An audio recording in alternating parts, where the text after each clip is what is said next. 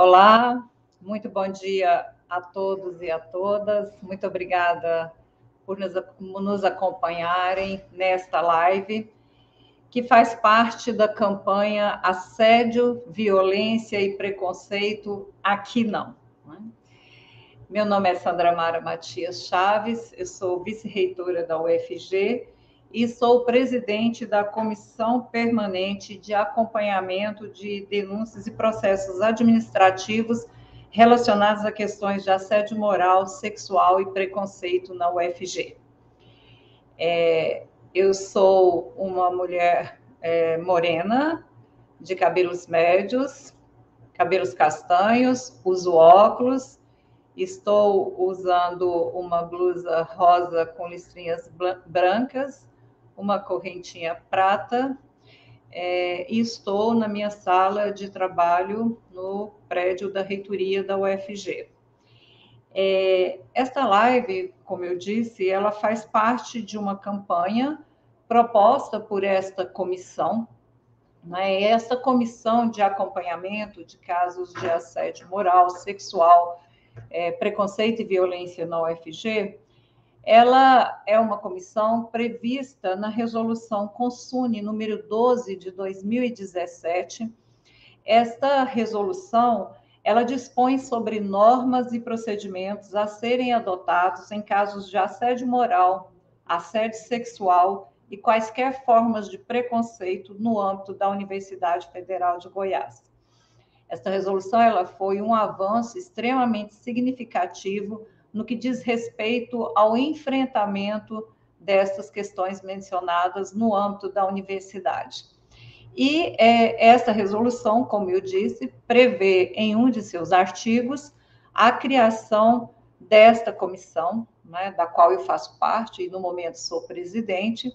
Esta comissão ela tem a representação do DCE, do SINT, da ADUF, né, do Sindicato dos Técnicos Administrativos, da Associação de Docentes da Universidade Federal, do Diretório Central dos Estudantes e da Associação de Pós-Graduandos da UFG, além de outros representantes de servidores técnico-administrativos, de professores, diretores, né, uma comissão com uma composição bastante diversificada, e esta comissão tem o papel de acompanhar os casos, né, de denúncias. A ouvidoria faz parte desta comissão, a nossa coordenação de processos administrativos disciplinares também faz parte desta comissão, e esta comissão tem como papel, um dos seus papéis, acompanhar as denúncias, né, o trâmite dessas denúncias e os processos que são instaurados relativos a estas questões. Mas eu acredito, e a gente tem sempre discutido isso, que um dos papéis principais dessa comissão é um papel educativo e formativo, porque é claro que a comissão ela não tem acesso ao teor dos processos, porque os processos correm em sigilo, mas a comissão, ela ocupa no âmbito da universidade, a gente tem procurado fazer isso de forma cada vez mais intensa, um papel de trabalhar, discutir e propor ações relativas ao enfrentamento, né, das questões de assédio moral, assédio sexual, violência, preconceito, discriminação de qualquer natureza dentro da universidade. Nesse sentido, a comissão vem, né, no decorrer desse tempo, né, em que ela foi instaurada, propondo seminários, discussões, indo às unidades acadêmicas e aos órgãos, falar sobre a resolução, falar sobre a comissão, se colocar à disposição para discutir estas questões e para auxiliar as unidades acadêmicas e órgãos no tratamento dessas questões, como também desenvolvendo campanhas educativas, não é? Desenvolvemos a campanha Não é Não, desenvolvemos uma campanha relativa a racismo, produzimos cartilhas, materiais, e o nosso objetivo É claro que a pandemia ela colocou aí alguns limites para a atuação dessa comissão, mas agora nós estamos já retomando as nossas atividades, pretendemos intensificá-las, porque a cada ano a universidade recebe novos estudantes, novos professores e servidores, embora em quantitativo menor, mas a gente tem pessoas que chegam, novas que chegam à universidade a cada ano, por isso consideramos extremamente importante esse trabalho contínuo em relação aos desafios que nós temos para enfrentar posturas, atitudes preconceituosas, violentas, assédio de qualquer natureza na universidade. E essa live, ela se insere neste contexto, né? É uma atividade proposta pela comissão. Nós teremos uma outra live em novembro, onde nós vamos discutir por novembro nós temos o Dia da Consciência Negra. Em novembro nós teremos uma live em que nós vamos tratar das questões relativas a racismo. Em início de dezembro nós teremos uma outra live também abordando temáticas, né, que são próprias do papel desta comissão e também tratadas na resolução que eu mencionei. Esta live de hoje, portanto, se insere nesse contexto, e eu quero agradecer aqui, em nome da comissão, a professora Meire, que é membro da comissão e que vai fazer a mediação dessa discussão. Quero agradecer a professora Lúcia Rincon, né, que é da Pontifícia Universidade Católica de Goiás, pelo aceite ao convite e a participação nesta atividade, que com certeza será de grande contribuição, e agradecer também ao Renato pelo aceite ao convite, com certeza, né, com a sua experiência, com a sua história, com a sua trajetória, ele também trará grandes contribuições para essa discussão no âmbito da universidade e, principalmente, né, trarão grandes contribuições para a comunidade universitária, para que a gente forneça cada vez mais elementos, especialmente, né, a toda a comunidade, gestores, professores, servidores técnico-administrativos, estudantes, elementos que possam ampliar a compreensão da importância, né, de nós nos colocarmos frontalmente contra qualquer tipo de assédio moral, assédio sexual, preconceito, discriminação, violência no âmbito da universidade. E acreditamos, a comissão acredita, que isso se dá muito, né? Até porque estamos em uma instituição de ensino que forma pessoas, isso, né, lidar e enfrentar esses desafios se dá muito pelo papel formativo, né, que acreditamos que e educativo que essa comissão ocupa.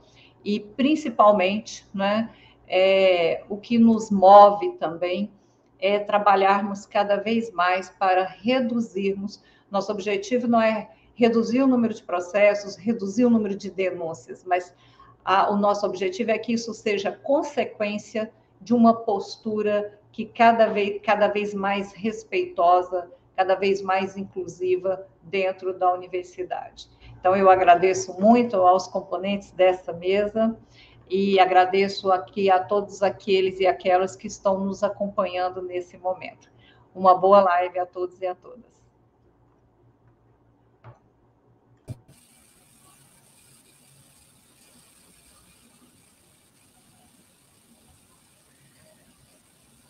Bom dia, sou a professora Maria Meire de Carvalho, sou professora da UFG, campus Cidade de Goiás, sou uma mulher branca, de cabelos curtos, cacheados, uso óculos, estou com uma roupa verde água, um colarzinho verde água, no fundo tem um armário biblioteca fechado. Falo aqui de Goiânia, do meu escritório de trabalho. Neste momento, em pandemia, né, estamos fazendo essa live online. Dizer que é um prazer fazer parte, né, da comissão, sou membro da comissão de acompanhamento de casos de assédio da UFG.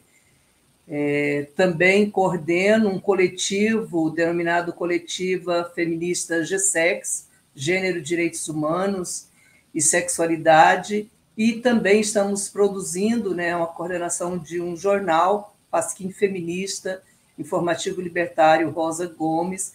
Então, trabalho com a disciplina de Gênero, Sexualidade, Cidadania e Antropologia Social.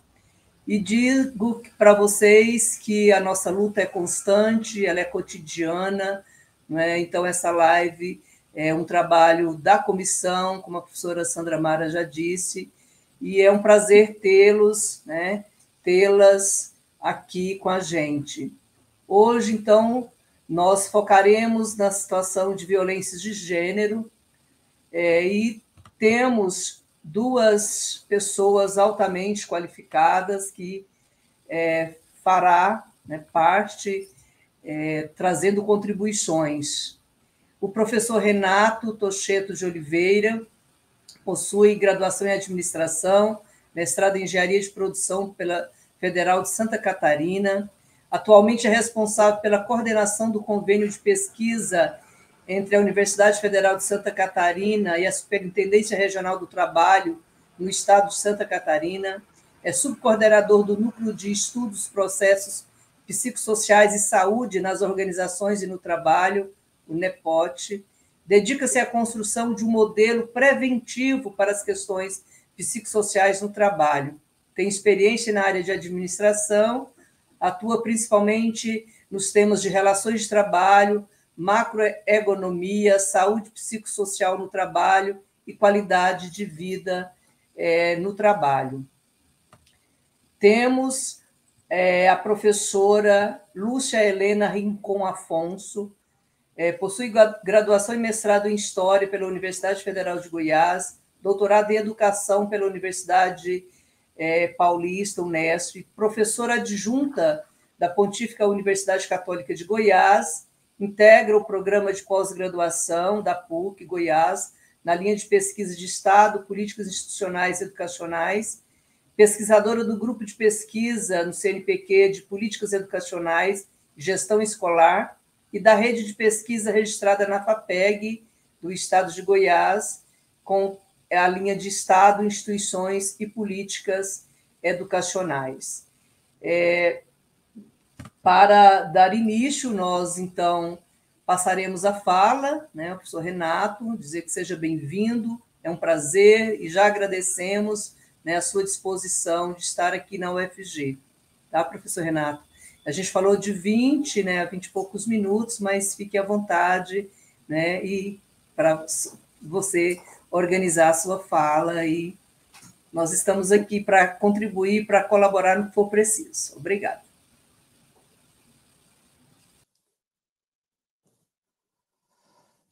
Então, para mim eu agradeço muito o convite, né? Para mim é uma honra estar aqui falando com vocês. Esse tema do assédio moral, esse da violência no trabalho, é um tema recorrente, né? Eu trabalhei no Ministério do Trabalho 35 anos e comecei a me dedicar e a conhecer esse tema a partir do momento em que eu assumi a Comissão de Igualdade de Oportunidades e de Combate à Discriminação no Ministério do Trabalho, lá na Superintendência do Trabalho. Então, o que eu vi eram pessoas extremamente doentes, pessoas que estavam incapacitadas, inclusive, para o trabalho, homens, assim. A gente tem toda essa questão dessa divisão, né, do social entre o homem e a mulher. O homem não chora, o homem é forte, o homem é isso e aquilo. Então, tinha um nordestino daqueles, né, cabra macho, e chorava na minha frente de maneira copiosa, né? Mulheres que sofriam muito, tremiam, que se mostravam extremamente adoentadas em termos de saúde mental. Vários exemplos, né? Gays que sofriam, né, em função da discriminação, mulheres que sofriam em função da discriminação, em função de engravidarem, né? E aí a mulher engravida tem que ganhar menos, né? Na época era extremamente complicado falar abertamente, né, essas questões de discriminação. E então, uma das estratégias mais utilizadas dentro das empresas para se livrar dessas pessoas que eram consideradas indesejáveis era o assédio moral. Então, eu comecei a trabalhar com isso, né? É um problema, é um risco psicossocial extremamente importante, e nós devemos levar em consideração isso, principalmente no momento que nós estamos vivendo. Então, em função dessa questão eu ser do Ministério do Trabalho, eu queria começar com as normas internacionais do trabalho que foram feitas em 1919. Né? Normas internacionais trabalhistas e garantia da aplicação dessas normas, a fundação da OIT em 19, reflete aí o fim da guerra, reflete também a grande descontentamento, as revoluções feitas por trabalhadores, as greves, enfim, essa luta toda, porque antes disso, muitos dos trabalhadores eram considerados, inclusive, como não humanos, né? É o caso dos aborígenes, por exemplo, da Austrália, que eram caçados, acorrentados e forçados a trabalhar como se fosse fauna local, era uma espécie de cavalo local que era utilizado. Né? Então, a guerra, a fundação da OIT, e lá em 1944, dias antes da invasão, né, do dia D, houve uma epifania assim, com relação ao pessoal que detém o poder, né, e se reuniram em Filadélfia, né, terra do amor fraterno, né, para definir uma série de princípios. Nessa declaração, então, o ser humano passou a ter alma, né, passou a ser um ser integral, corpo e alma. E um desses princípios que se destaca nessa situação é esse: todos os seres humanos, sem distinção de raça, credo ou sexo, têm direito a perseguir seu bem-estar material, seu desenvolvimento espiritual em condições de liberdade, dignidade e de seguridade econômica e igualdade de oportunidades. Essa declaração é importante se nós pensarmos, por exemplo, que antes disso os mineiros da Inglaterra eram acorrentados pelo pescoço para não fugirem das condições insuportáveis das minas no subsolo. Então é isso, né? Taylor, o pai da administração científica, dizia que o trabalhador ideal tem que ter a complexão física e a inteligência de um boi, né? Então, aí a gente vê essa frase do lapidário, o que significava isso na época. Então, nós temos aí, nessa época, final do século XIX, através das constatações do Darwin sobre a raça, né, sobre a origem das espécies, a preocupação de Francis Galton, que era o sobrinho dele, sobre a degeneração da raça humana.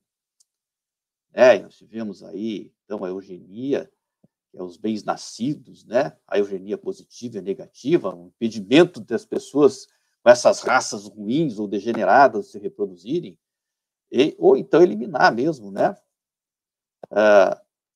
No Brasil, bom, teve vários atores aí, inclusive, sintomaticamente, né? O Eugen Fischer, que descobriu, segundo a sua ciência, né, que os negros tinham genes dominantes e, portanto, degeneravam a raça branca, né? E aí vem as questões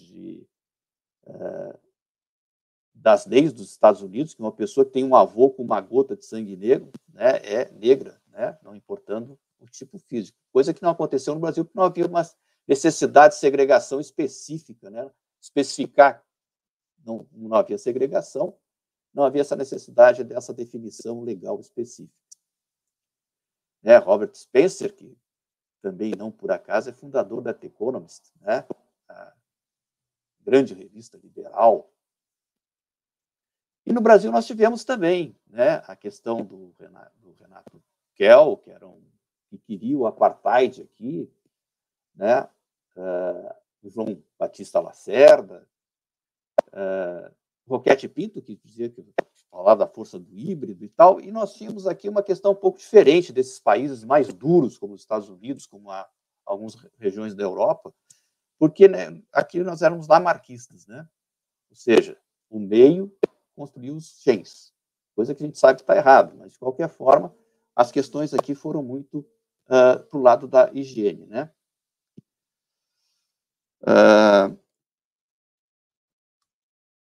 Bom, já nessa época se constatava que as questões eugênicas eram uma furada, era uma ciência que não reproduzia a realidade, né? Raymond Prell, por exemplo, mostrava questões estatísticas que confirmavam que a eugenia não funcionava na prática, né? Mas ele foi solenemente ignorado, e foi solenemente ignorado por questões econômicas e de dominação de regiões que resolveriam as questões da crise, profunda crise europeia, do liberalismo, né, que deu surgimento aí aos movimentos reacionários. Então, nós temos aí uma questão de violência, né, essa violência instituída, essa violência que é justificada culturalmente, que é estruturada da sociedade e que se mostra de maneira clara. Então, eu vou citar um exemplo do racismo e depois da questão de gênero, né? Porque eu acho muito ilustrativo. Em 1850, 55, teve um sujeito chamado Cartwright que descobriu 2 diagnósticos de doenças mentais: a drapetomania e a distesia etiópica. Então, o que é a drapetomania? Drapeto vem de escravos, né, do grego. Drapetomania é aquela mania que os negros escravos tinham de fugir das fazendas, né? O cara não queria trabalhar, né, em condições animalescas, né, e se revoltava e fugia. Então, essa era uma das doenças mentais. Baseada no quê? Baseada na estrutura, na legitimação cultural da pseudociência eugênica. E a distesia etiópica. A distesia etiópica é assim, o negro não queria trabalhar, ficava apático, né? E, claro, tratamento, como o tratamento é feito para os animais, era o chicote, né? Então, ó, como é que se trata essa doença mental dos escravos? Através do chicote. E aí tem toda uma estruturação, né? As legislações todas dentro da estrutura legal, dentro dessa estrutura social, que mantém esse processo, esse fenômeno de dominação. Então, essa questão cultural é uma questão de linguagem, né? E o problema dessas questões culturais é que elas são muito pervasivas e elas são muito demoradas para serem mudadas. E baseado nesse triângulo de Galton, né, nós temos a violência direta. Então, se nós pensarmos em termos de gênero, né, nós vamos ter aí as questões culturais, como a cultura do estupro, como o machismo, né, o sexismo, que leva as pessoas, que legitima as ações de assédio sexual contra as mulheres, né, ou as questões sociais, né, contra os homossexuais, que eram as questões que são colocadas desde criança, né, o homem tem que ser, essa construção social de que o homem tem que ser forte, não pode chorar, tem que ser atlético, tem que ser, né, tem que sustentar a casa, e a mulher tem que ser submissa, tem que ser boazinha, etc. Então, tudo isso é estruturado, né? Um tempo atrás, as mulheres, para viajar sem o marido, tinham que pedir autorização, né? Aqui no Brasil, as mulheres votaram em 32, uma instituição lá da década de 30.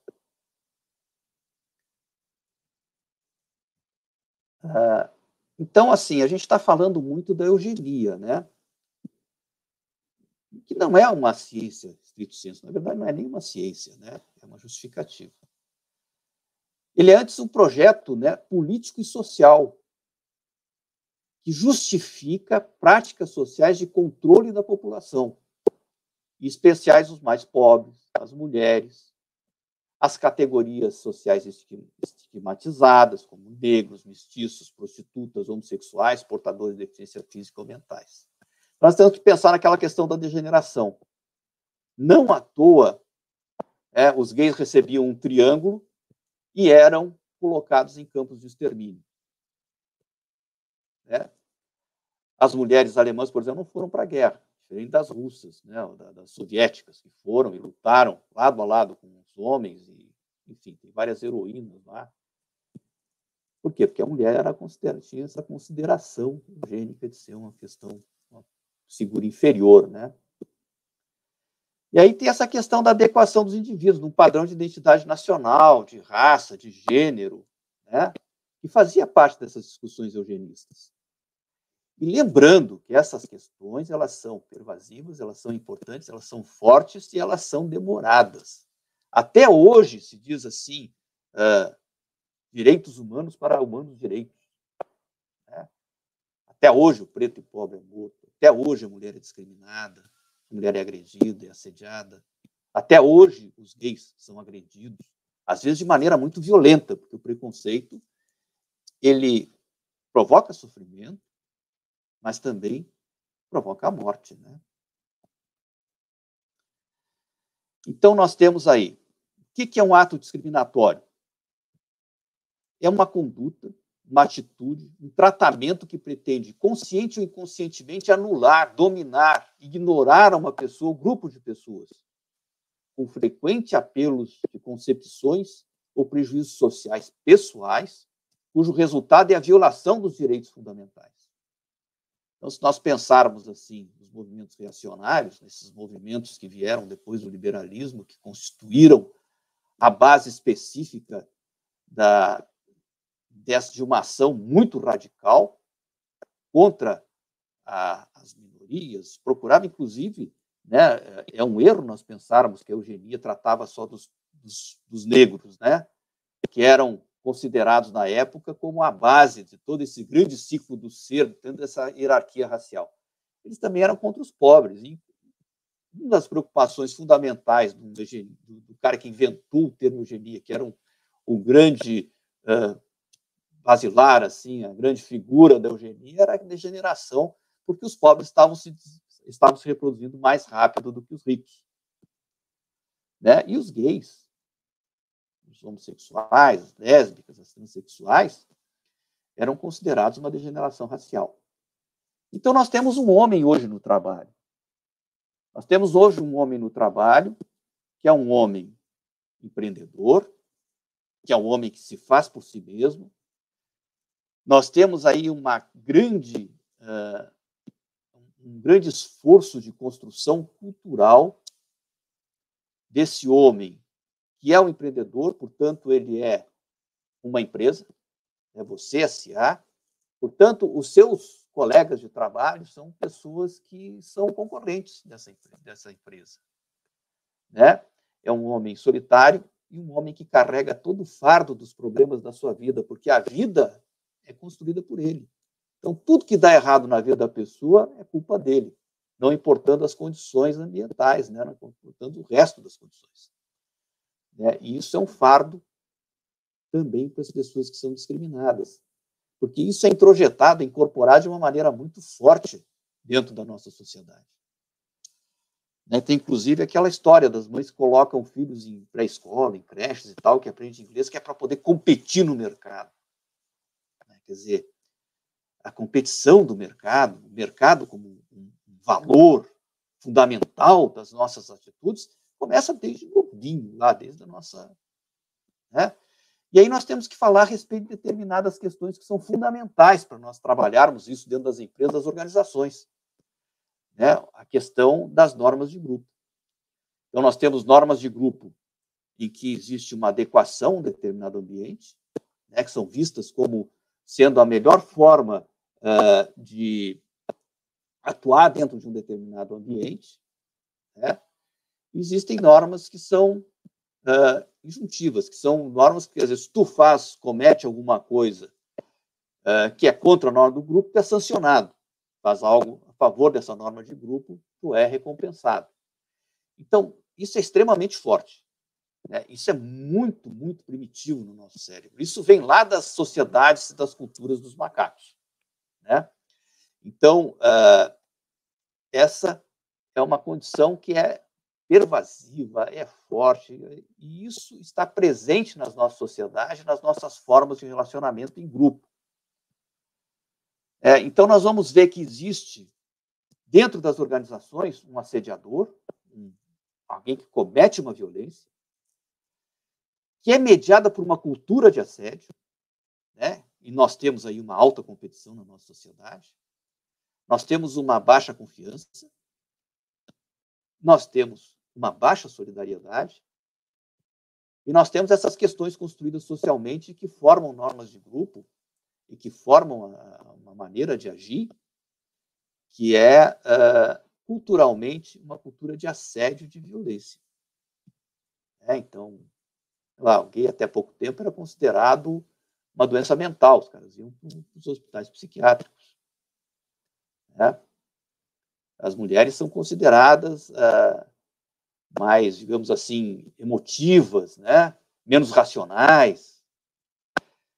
E isso tem essa cultura, né? O que procura um assediador é poder, é prestígio, ou se livrar daquele que é um problema, por vários motivos, inclusive por inveja. Inclusive porque o cara é muito competente e é um competidor, e aí o cara se sente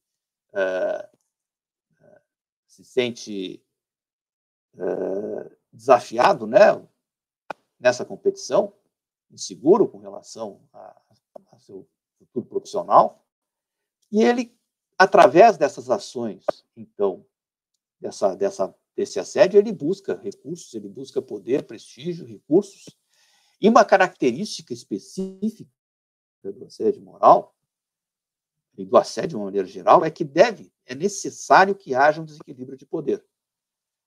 Então, no caso que nós estamos falando aqui, existe um desequilíbrio de poder social.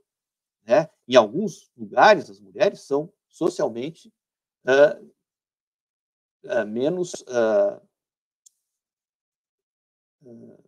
têm menos prestígio, são vistas de uma maneira de inferioridade, assim como gays, lésbicas, transgêneros. Eu, por exemplo, no Ministério do Trabalho, nunca recebi uma transgênero para conversar. Isso porque a sociedade estigmatiza tanto esse grupo que eles são, na sua grande maioria, trabalhadores informais.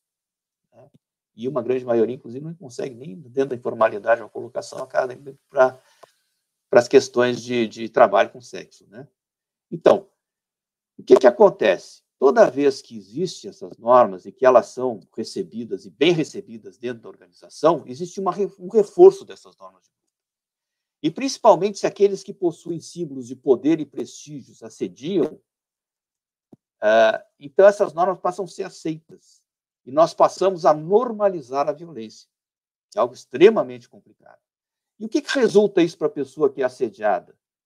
Resulta uma diminuição da autonomia, uma diminuição dos recursos, e aí ela passa a ter menos poder ainda, porque ela é estigmatizada, ela passa a ser culpada, e a qualidade de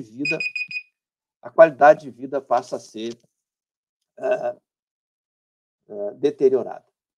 Então, essa pessoa é assediada, ela entra numa espécie de paradoxo, que ela tem que deixar a organização nessa situação, mas não pode, por vários motivos. Necessita romper esse vínculo, mas ele precisa do trabalho, precisa especialmente do setor público, tem estabilidade, etc.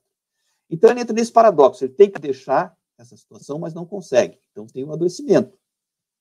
Pode ter burnout, depressão, ansiedade, problemas psicossomáticos, e isso passa a ficar mais preso dentro dessa armadilha, porque isso aumenta a ansiedade, aumenta a angústia, e ele, nesse paradoxo, vai se realimentando. Isso reforça a culpa individual. Muitas vezes, pessoas que são homossexuais dizem, poxa, eu sou uma pessoa estranha, porque a sociedade coloca como estranha, muitas vezes a família coloca como estranha. Também, o que eu fiz de errado para merecer essa situação? Lembrando, inclusive, que a sociedade culpa o trabalhador indivíduo por seus males. E uma visão da própria organização, como foi dito, quer dizer, o cara é culpado, é mimimi, é afetado, a mulher não, porque ela é histérica, etc. Isso gera danos, né, pessoais, sociais, a pessoa tende a se isolar. E se chegar na família, existe a possibilidade bem forte de suicídio, né? E essas questões todas, por incrível que pareça, vão aumentar os recursos, poder e prestígio do assediador. Então, dentro da organização, o que tem que fazer? Tem que quebrar essas normas de grupo, fazendo comissões como esta aqui, fazendo políticas de atuação contra essas normas, contra esta cultura, né? E para o assediado, pelo lado daquela pessoa que sofre agressão, é preciso ter estratégias coletivas, né? E reforço reforço pessoal dele para enfrentar essa situação. Eu acho que o meu tempo já terminou, né? Eu não quero me estender muito. Depois, se quiserem, a gente pode falar um pouco mais sobre as questões de política dentro da organização e de como isso é um risco psicossocial importante, adoecedor, né? E que tem crescido de forma exponencial. Nós temos aí uma grande epidemia de transtornos de ansiedade generalizado, de pânico e depressão nesse mundo que nós vivemos, dentro dessa situação que nós estamos. Então, eu acho que, por ter terminado o meu tempo, eu agradeço a oportunidade, né? E fico à disposição depois para vocês. Obrigado. Obrigada, professor Renato. Agradecemos muito, né, pela sua disposição, e a comissão de acompanhamento de casos de assédio da UFG já te agradece. Agora nós teremos a fala da professora Lúcia Rincon, que já está aqui com a gente, né, Lúcia? Seja bem-vinda e a palavra está com você. Muito obrigada, Meire, obrigada ao grupo pelo convite. Fiquei muito honrada de estar aqui. Quero dizer os meus respeitos ao Renato, minha reverência ao trabalho que ele fez por tantos anos, que é um trabalho belíssimo, né? Eu trabalho no Ministério do Trabalho e a gente está sempre reverenciando, né? Parabéns a vocês também pelo grupo, pela existência desse grupo.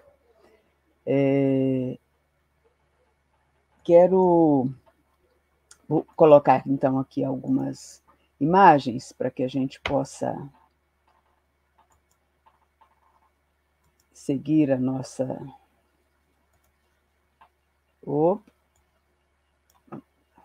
Está na tela, minha gente? Tá, né? Eu espero. Deixa eu ver aqui. Não está na tela. Eu coloquei aqui para compartilhar. Vamos de novo. Agora sim.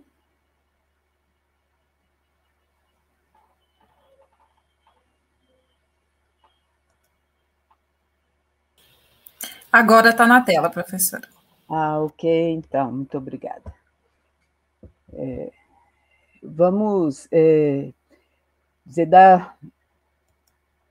da importância desse debate, né, Maria Meire? A importância da universidade enquanto instituição estar vigilante e fazendo um belo trabalho. Por isso eu agradeço mais uma vez, né? E vou tentar aqui passar, acho importante situar a partir de que perspectiva nós estamos falando. Então, vou ser bem rápida, mas... sim, esqueci de fazer a descrição. É por isso que eu estava aqui. Gente, o que eu estou esquecendo? Eu sou uma mulher de 68 anos, morena, do cabelo curto, estou com uma blusa vermelha, estou no meu escritório, tenho atrás de mim alguns livros, uma bandeira da União Brasileira de Mulheres, que é uma feminista, sou feminista militante, membro dessa direção nacional e do Centro Popular da Mulher em Goiás. E tenho também um adesivinho Fora Bolsonaro aqui pregado atrás de mim. Bom, se vamos falar de assédio, violência de gênero, né, e como já foi muito bem colocado pelo Renato, né, vou acentuar alguns aspectos importantes dessa abordagem, né? Eu acho que é importante, vocês estão vendo aí, situar o sujeito ou a sujeita, né, como temos algumas procurado tratar, sobre quem estamos falando, né? Tem classe, tem etnia, tem gênero, tem geração, tem idade, portanto, tem identidade cultural, tem orientação sexual, e a nossa perspectiva é de que essa pessoa seja tratada com dignidade. E por quê? Porque todos nós nascemos para ser felizes. E esse é o objetivo das nossas abordagens e da nossa perspectiva. Por isso é que, se essa pessoa está situada, é importante que nós falemos também de que momento histórico nós estamos vivendo, né? E nós estamos vivendo um momento difícil, onde, inclusive, as ideias conservadoras, como vocês podem ver, estou listando aí vários itens que vamos dizer assim, situam a nossa conjuntura, que é uma conjuntura desfavorável à realização da felicidade humana, né? Que é uma conjuntura claro, numa sociedade de classes, onde a relação entre as pessoas, ela está minada pelo ódio, ela não está minada hoje, o ódio perpassa essas relações com muita força, né? Devido ao avanço dos setores conservadores no nosso país, materializado também pelo governo que hoje ocupa, pelo governo Bolsonaro, que se agrava em tempos de pandemia, onde a situação das mulheres também vai se agravar mais, onde o machismo também vai agravar a situação de assédio, porque as pessoas vão se sentir respaldadas, né, para desenvolver mais, para praticar essas atitudes, né? Então, onde os direitos sexuais e reprodutivos das mulheres são mais atacados, inclusive, né? Então, é importante que... Opa, vamos lá. Travou aqui, minha gente. Deixa eu puxar.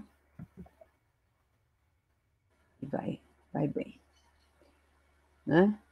Então, essas pessoas, né, as mulheres, homens e mulheres, nós estamos num mundo que foi estruturado, desde o surgimento da propriedade privada, com uma divisão social do trabalho, portanto justa, mas também com uma divisão sexual do trabalho que veio somar na opressão das mulheres, né?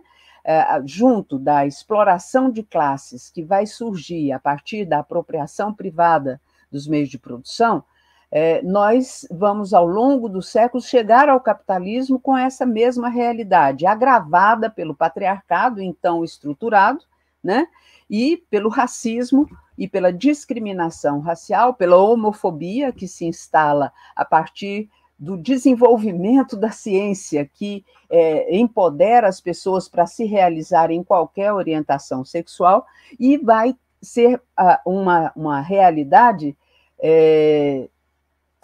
fortalecida pela construção da ideologia e da contra-ideologia, mas fortalecida por uma ideologia das classes dominantes que vão reforçar esses aspectos. Nesse sentido, é que, então, digo que essa análise ela é uma análise da perspectiva do materialismo histórico, onde os fatos que nós vamos apresentar não podem ser vistos fora desse quadro, né? Precisam ser vistos como um processo histórico, né? Onde os fatos também vão se desenvolvendo e de forma interligada, né? Que partem dessa totalidade, né? E que nós vamos abordar particularidades e singularidades dentro desse mundo, né? Dentro desse mundo, com essa realidade. Portanto, as nossas perspectivas, muitas vezes, não vão estar apontadas nesse movimento, né?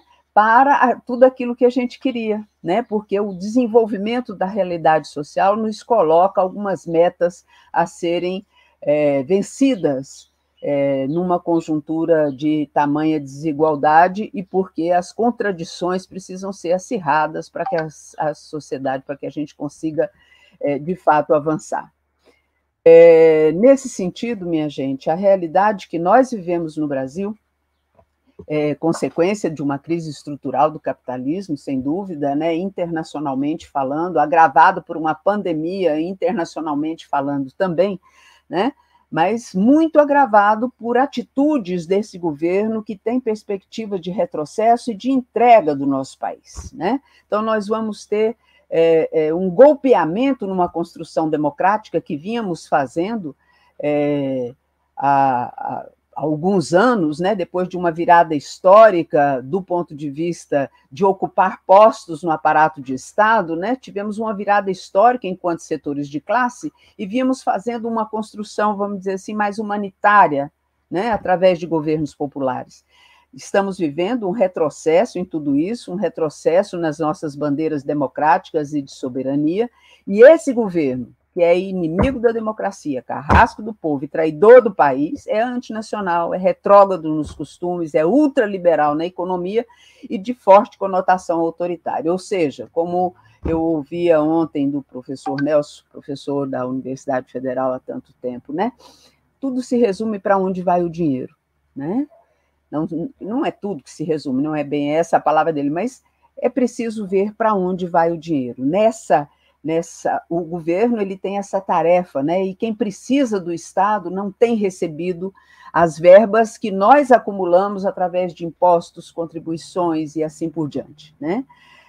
E não temos esse retorno. Ou seja, nós temos um governo que está entregando as nossas riquezas, né? Que está retomando costumes que atendem com força a essas concepções neoliberais e concepções conservadoras, né? E de forma não só autoritária, mas de fato fascista, né?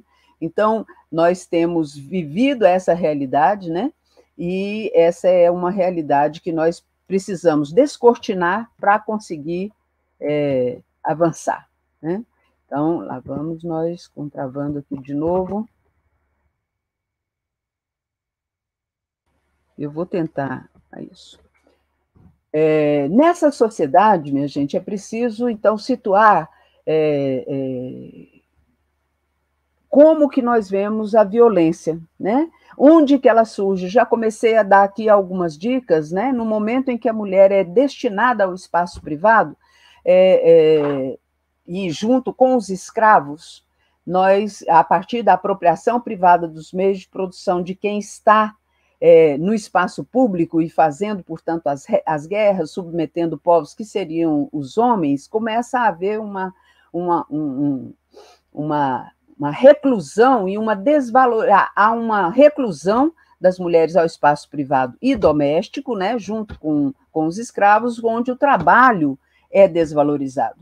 Por isso, situar os fundamentos da opressão e da violência quando a gente deixa de tratar a parte da reprodução da vida e passamos a tratar apenas a reprodução dos meios de produção, toda a produção dos meios de existência, né? Deixamos de trabalhar a produção do homem mesmo, a continuação da espécie, cuja parte fundamental é feita naquele espaço privado, né? Portanto, a estruturação do patriarcado, né, com seu papel histórico desde esse momento, ele vai atravessar séculos, né? E vai tomar várias conotações, várias formulações de filósofos, de bíblias das mais diferentes religiões, reafirmando os interesses das classes dominantes nas diferentes formações econômico-sociais, em manter essa sociedade dividida em classes e em manter o viés da opressão de gênero e raça-etnia como reforço, como estruturais na manutenção dessa sociedade. Ora, nessa realidade, então, nós entendemos que existem dois princípios organizadores na divisão sexual do trabalho, né? Aquele que separa o trabalho de homens e mulheres, né, conforme características pessoais e tal, e aquele que hierarquiza e desvaloriza, e valoriza um e desvaloriza o outro, né? Então, na medida que você faz isso, você garante um suporte, né, num tripé, você garante um suporte fundamental para a manutenção das relações de classe estabelecidas até esse momento. Né? Mas, entretanto, nessa divisão hierárquica, né, no capitalismo, nós vamos vê-la agravada, porque no capitalismo tudo se transforma em mercadoria. E, ao ser mercantilizado, o trabalho reprodutivo deixa de ser considerado trabalho, porque ele não troca no mercado, tá certo? E aí ele sai das contas públicas, ele sai de, né, quer dizer, ele nunca esteve nesse trabalho de discutir aquilo que é reprodução do mercado, aquilo que é reprodução da sociedade pelos meios mais imediatos, reprodução da vida, essa parte da reprodução da vida tão importante, tão decisiva, né? Vamos dizer assim, se não houver essa parte bem feita, né, nós vamos ter nenhuma outra parte nessa sociedade, né, ela é desvalorizada. Nesse sentido, né, é que a gente coloca aqui, né, isso que chama o amor é trabalho não pago. Né? E trabalho não pago, gente, tem custo, tem preço, né? Tem preço. Trabalho não pago, vou trazer aqui mais gente, lá vamos nós de novo. O que está acontecendo, hein? Aqui. Né? Nós temos esses dados aqui da OIT, que o trabalho não pago das mulheres equivale a 10,8 trilhões de dólares. Né? E só 4 economias do mundo ficam acima desse valor. Né? China, Estados Unidos, União Europeia e Índia. Outra comparação importante é de que significa 24 vezes o orçamento do Vale do Silício. Aquilo que se acumula, segundo estudos da OIT, como trabalho não pago. Ou seja, é um montante do qual se apropriam as classes dominantes e ele não formalmente, né, não é tratado como dinamizador do conjunto da sociedade, o trabalho que é atribuído apenas às mulheres e que nós queremos eliminar, vamos dizer assim, né, desmistificar isso, descortinar, né, dar visibilidade a essa falsidade. Né? Com isso, nós entendemos que fica mais clara ainda a interdependência entre o público e o privado, né? Como é que esse trabalho privado, de fato, é motor da economia, né? Intervém na formação econômico-social, e a força de trabalho das mulheres vai sendo cada vez mais incorporada, mas sempre sofrendo essa discriminação e a violência que vamos ver em seguida. Então, aqui eu trago alguns dados, né, de como é que, durante a pandemia, nós tivemos o aumento violento construído por esse aparato de desconsiderar esse trabalho, o valor que tem a presença da mulher na sociedade, essa ideologia estruturada, que nós vamos também ver mais à frente como é que ela aparece na população, ela contribui para aumentar, vamos dizer assim, os índices de violência contra a mulher. Né? Então, nós vamos ter aqui 54% no primeiro ano da pandemia na Bahia, nós vamos ter medidas, né? E ao lado disso já temos muitas resistências a essa situação. Bom, eu acho que se eu conseguir, vocês vão ter que descontar do meu tempo, viu, gente? Também aqui na academia, né, nós temos enviado menos artigos durante o período da academia. Então, essa situação, essa conjuntura, ela tem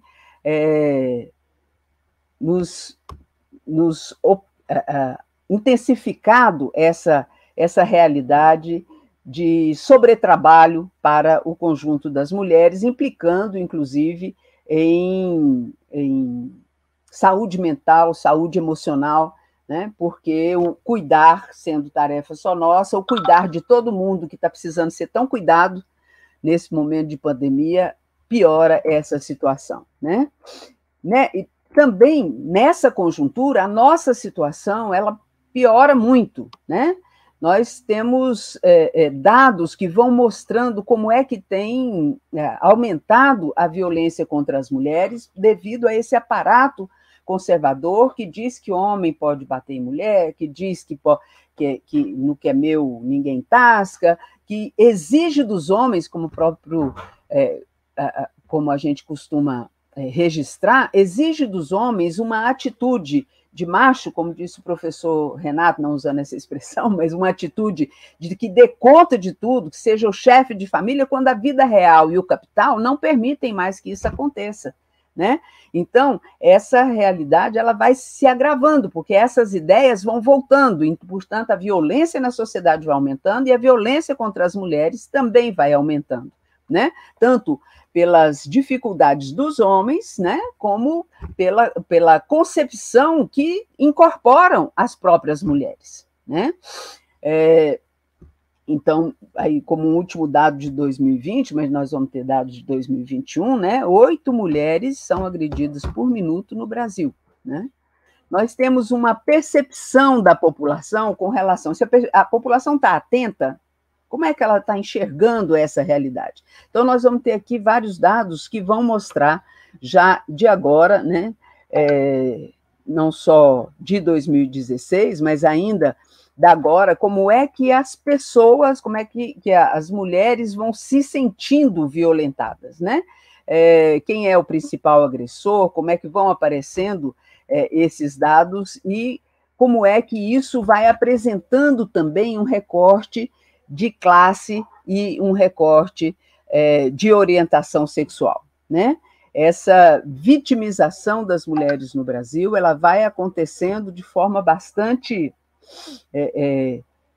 acelerada, conforme também vai se alterando essa conjuntura, né? Vamos encontrar dados conforme a idade, a gente pode ver aqui, né? E conforme a raça e etnia, né? As mulheres pretas, com certeza, sofrem muito mais, e nós vamos ver, porque estão na base da pirâmide, né? Dessa pirâmide, tanto no processo produtivo, como no conjunto da sociedade, né? E aí as pessoas ainda não têm consciência e acesso a todas do que existe para atendimento, né? Do que existe para o atendimento a essa realidade, né? Quer dizer, o que existe e o que existia, né? Porque nós tivemos um desmonte durante o período dos últimos 4 anos, né? 5 já, né? Dos últimos 5 anos, um desmonte violento de toda a estrutura que tínhamos conseguido construir e não conseguimos expandir nada, né? Pelo contrário, houve um retrocesso tanto nas verbas para as políticas públicas de atendimento à violência contra a mulher, quanto na própria organização dos conselhos, das secretarias, né? Tivemos um retrocesso com relação a essa realidade, né? Acabaram as políticas públicas, aumentou a idade para as mulheres se aposentarem, as armas para ficarem dentro de casa, né, aumentaram, foram liberadas, vamos dizer assim, né? A legitimação da violência e dos estupros é feita todo dia pelas grandes autoridades do país, né? As casas das mulheres brasileiras não foram devidamente aparelhadas, né, em sua maioria, e estão sofrendo um desmonte também, né? Os direitos em relação ao aborto e aos direitos reprodutivos também, né? Além de defender o trabalho infantil, né? Então, nós vamos ter aqui, minha gente, o Fórum Brasileiro de Segurança Pública, trazendo esses dados, né? Com vítimas de feminicídio, dados violentos, 1.350 feminicídios, né? Nós tivemos no país no ano de 2020. Né? E aqui outros dados que também nos escandalizam, lamentavelmente a gente não vai conseguir passar todos eles, né?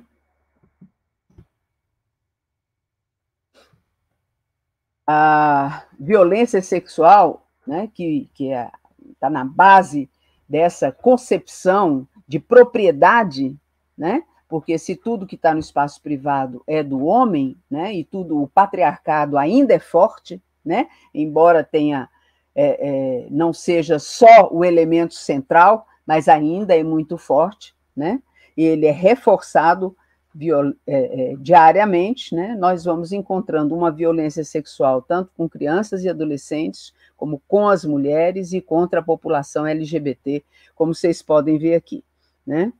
73,7% eram consideradas vítimas vulneráveis, 86,9% eram mulheres, né? E 85,2% era de autores conhecidos da vítima. Então, nós vamos ter esses dados que escandalizam, dados também com relação às crianças, que a gente pode retomar um pouco mais à frente, né? E aqui nós temos um quadro que vai mostrando, né, a taxa de homicídios, né, de mulheres frente à taxa de homicídios de uma forma geral. Vocês podem ver que é um dado, aí está Goiás entre os 10 primeiros, né? Temos aí Goiás. E também aqui vamos encontrar os homicídios classificados como feminicídios, né, na tabela mais geral. Aqui também nós temos aquilo que é feminicídio, né, pelo companheiro ou ex-companheiro, por um parente, por um conhecido, frente aos demais, né, e um desconhecido. Então, comprovando o que a gente disse um pouco mais atrás, que é sempre um conhecido, ou quase sempre um conhecido da vítima, né. Aqui também, né, por faixa etária, nós vamos ver que a faixa etária de 18 a 24, os jovens homens negros, em sua grande maioria, ultrapassam o índice das mulheres, mas de 25 anos para frente, até 44, e aí vai, até 54, né? Em particular, as mulheres estão em maior número como vítimas dessa violência. Eu vou passar esses outros aqui, porque o nosso tempo é curtinho, né? Mas, e queria apresentar também que o Fórum, um dossiê da situação de vida dos trans no Brasil, das pessoas trans, traz aqui um índice alto, né? E quem são os estados que mais matam no nosso país, né? Matam os trans, né? Nós temos um número altíssimo aqui em todas as... Olha aqui, na Bahia, 73 pessoas, no estado do Mato Grosso, 5, Goiás ficou sumidinho aqui, mas depois eu vou tirar 124, né?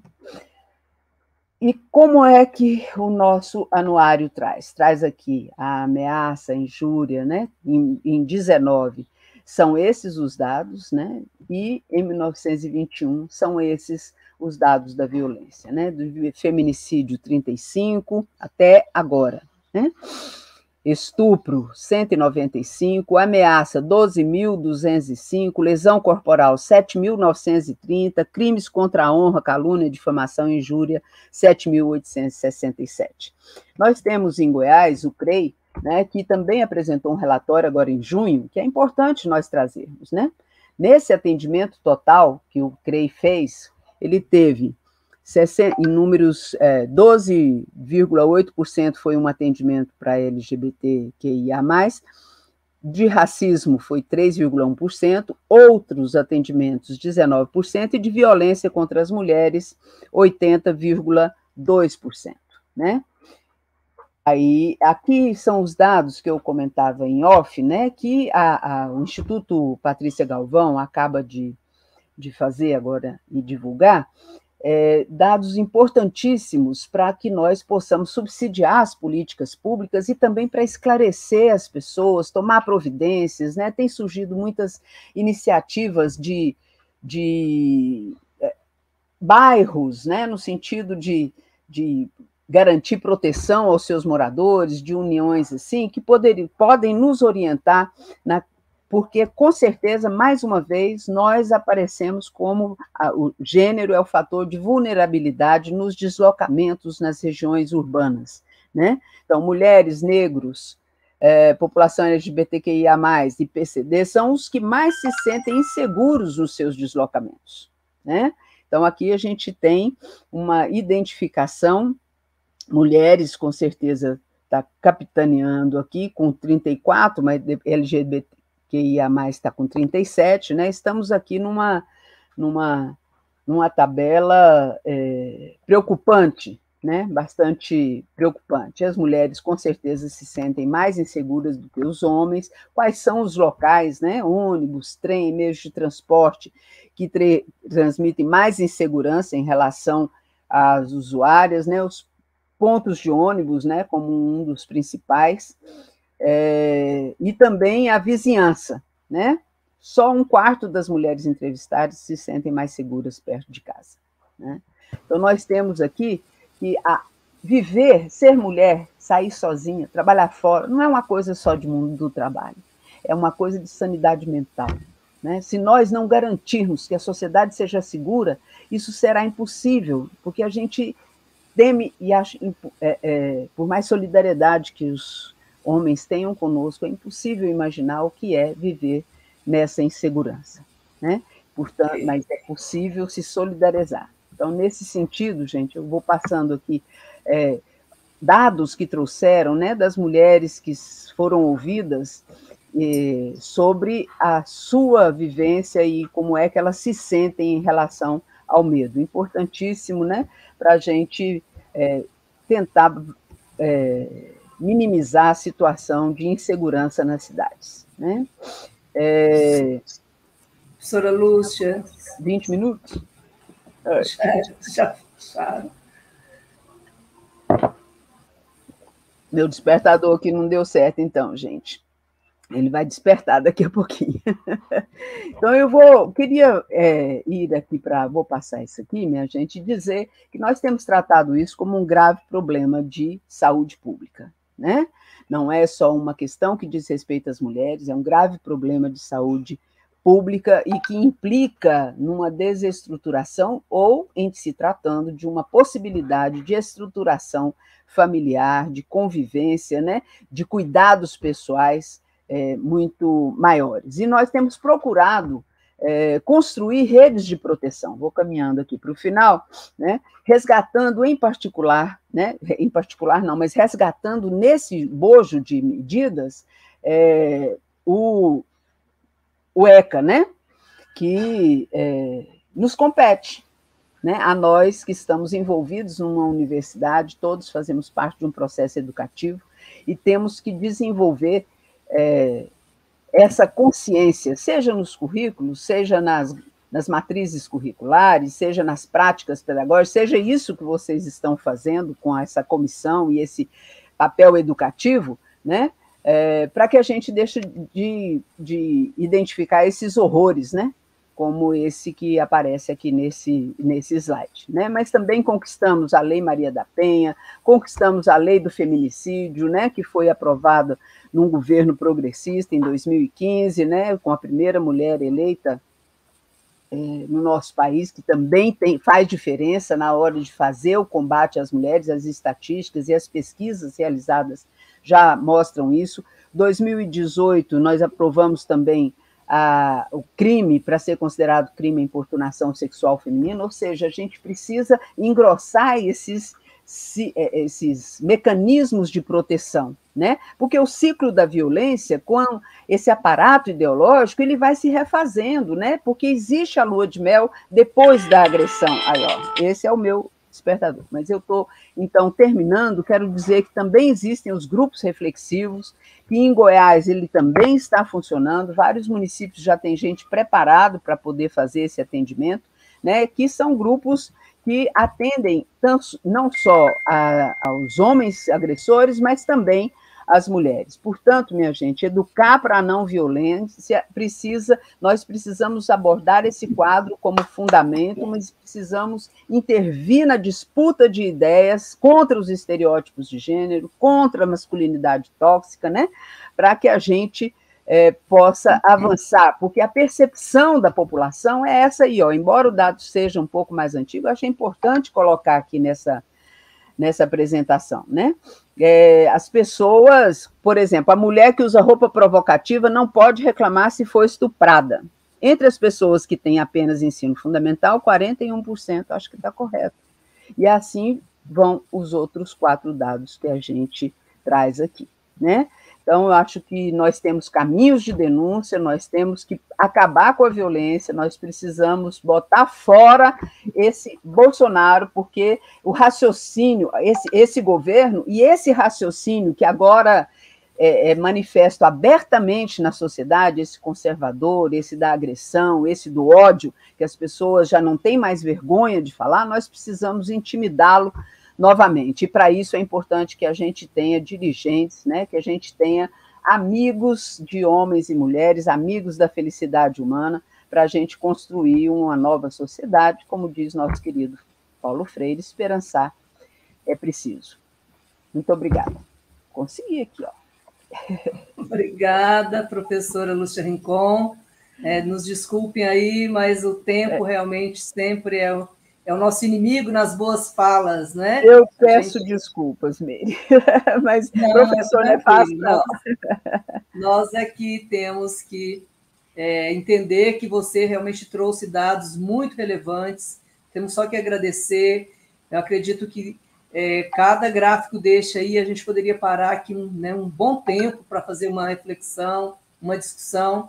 Eu quero tecer só algumas considerações, né?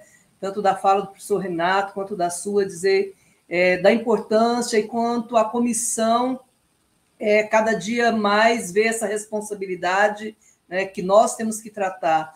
Então, eu acredito que essa live ela traz, né, essa realidade dessa violência estrutural. Então, existe uma violência estrutural, existe um projeto de Estado também eugenista, né, que é um projeto político-social, das desigualdades, né, do racismo, da transfobia, como muito bem falou o professor Renato, né, das relações das organizações sociais. Existe uma cultura do assédio nesse sistema capitalista, né, que são construções culturais e vão sendo avalizadas, né, e balizadas nesse mundo regido pelo capital. E eu queria rapidamente também traçar nesse panorama desse conjunto estrutural que é o patriarcado, né, um sistema patriarcal que produz o machismo, né, e nós só falamos de violências de gênero, e a gente fala no plural, porque são várias violências de gênero, né, porque o patriarcado é que traz e que produz o machismo, e o machismo oprime, o machismo tortura, o machismo adoece e o machismo também mata. Tá? Então, isso é importante a gente observar. Observar a naturalização das violências, né? Por que a comissão se preocupa tanto? Porque também dentro do ambiente acadêmico, de um ambiente universitário, onde nós deveríamos, né, talvez, entender melhor, compreender melhor essas relações desiguais, elas acabam passando, né, por esse processo de naturalização. Então, nós temos uma cultura do estupro, nós temos uma cultura do assédio, nós temos a cultura do racismo, né, da transfobia, e isso é o que a comissão busca nesses momentos reflexivos, né, de trazer. E, como bem o professor Renato falou, né, sobre essas relações do trabalho, o que elas provocam, né, os prejuízos, além do prejuízo psicológico, mental, ele traz os prejuízos do adoecimento, né, da ansiedade, da depressão de gênero. Hoje a gente tem, quando a gente fala de violência de gênero, a gente tem que falar de uma depressão de gênero. E eu queria retomar uma frase da professora Lourdes Bandeira, da UNB, que faleceu recentemente, e a gente toma emprestado dela essa frase quando ela faz uma metáfora também com Simone de Beauvoir, né? Não se nasce mulher, torna-se mulher. Ela diz, não se nasce mulher, morre por ser mulher. Então, nós também temos que refletir sobre isso, né? Na nossa sociedade, quantos e quantos dados, né, que a professora Lúcia Rincon apresentou aí. O estado de Goiás é um dos estados que também apresenta dados preocupantes, e essa luta, então, não é uma luta só da UFG, é uma luta cotidiana da sociedade, na busca para que a gente possa coibir, não é, essas violências. A Lei Maria da Penha está aí, ela já fala das 5 tipologias, né, das violências: física, sexual, patrimonial, moral, psicológica, que agora a Lei 14.188, de 28 de julho de 2021, também nos alerta sobre essa preocupação, né, hoje, que é com a violência psicológica. Eu queria só sugerir aí a série Medium, uma série que tem aí nas redes, na Netflix, que está falando sobre essa situação de violência, tanto doméstica como violência psicológica, como relacionamento tóxico, né, trazendo à tona, através de contos, de histórias de várias mulheres, porque também não é só uma mulher, apesar das particularidades, nós temos várias violências em vários contextos. Aqui a gente está se limitando, né, a falar de uma dessas situações, que é a gente pensar na prevenção, pensar na mudança social. Nós estamos em um sistema educacional também que tem que colaborar para essa mudança, como muito bem disse a professora Lúcia Rincon, na busca da felicidade. Nós viemos nesse mundo para ser feliz, e com desigualdades, né, com violências, essa felicidade realmente não será alcançada. Então, eu acredito que seja, né, essa nossa preocupação com esses processos históricos, né, que nós já temos, um processo histórico muito dolorido, né, com relação a essas situações já colocadas aqui, e que a comissão, com toda essa preocupação, vem buscando, né, trazer à tona para que estudantes, docentes, servidores, como a população em geral, a comunidade em geral, possa também encamparmos juntos, né, juntos, essa luta que é a busca, né, por uma sociedade mais igualitária, democrática e sem violências. Então, eu agradeço muito a presença de vocês. Eu acho que a gente pode dar 2 minutos aqui a cada um de vocês, para que vocês possam também fazerem as considerações e dizer que é muito importante essa reflexão que nessa manhã nós nos propusemos aqui, não é, a fazer. Sou Renato. Então, eu me sinto muito honrado pelo convite, né? Para mim é muito importante esse tema, que eu presenciei pessoalmente as consequências disso, né? Quero aproveitar para destacar que nós vivemos um período extremamente grave com relação às políticas públicas, ao futuro do nosso país, da nossa democracia. Lembrando que esses movimentos reacionários, incluindo aí o neoliberalismo, não apenas o neofascismo, o neonazismo, que estão presentes na sociedade mundial hoje, né, nos colocam, nós que somos trabalhadores, todos nós que trabalhamos, que vivemos do nosso trabalho, colocam toda essa nossa massa, essa massa que somos nós, como irracional, como uma massa que, se for deixada sozinha, vai acabar na crueldade, na brutalidade, como se nós fôssemos, assim, incapazes dessa questão mais racional, né? Isso quem disse foi Mises, né, que é um neoliberal. E nós temos como disse muito bem a professora Lúcia, né, uma exacerbação desses movimentos reacionários do início do século XX. E aí esses luminares que estão tomando as decisões por nós, na educação, por exemplo, central, na questão das mulheres e das oportunidades, igualdade de oportunidades, a Damares, na questão aí do negro, Camargo, então, na questão da saúde, Pazuello. Então, nós vamos pensar muito bem no que está acontecendo com o nosso país e o que nós, né, que estamos na universidade, que somos, de certa forma, uma elite em termos intelectuais, podemos fazer para construir a felicidade, né, aquilo que é básico, aquilo que são os direitos que foram colocados lá em 1944 em função de todas as consequências dessas políticas que foram sendo colocadas na época. Eu quero aproveitar também para convidar a todos a visitarem o site do NEPOT, NEOPPT, NEPOT, com 2 P's e T mudo, .ufsc.br. Lá existe muito material com relação àquilo que nós conversamos aqui. Nós temos vários livros, né? Nós temos essa cartilha aqui, que foi feita para o Ministério Público de São Paulo, em função da Convenção 190, né, que fala sobre a discriminação e as violências no trabalho, e é uma cartilha que eu acho que é interessante para aqueles que quiserem começar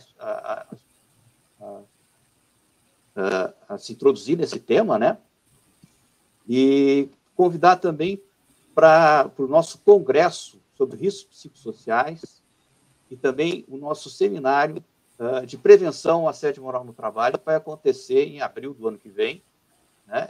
As chamadas de trabalho já está sendo feita, né? E vocês vão encontrar isso lá no nosso site, né? Inclusive uma série de bibliografias. Outro site que eu deixo aqui para as pessoas que queiram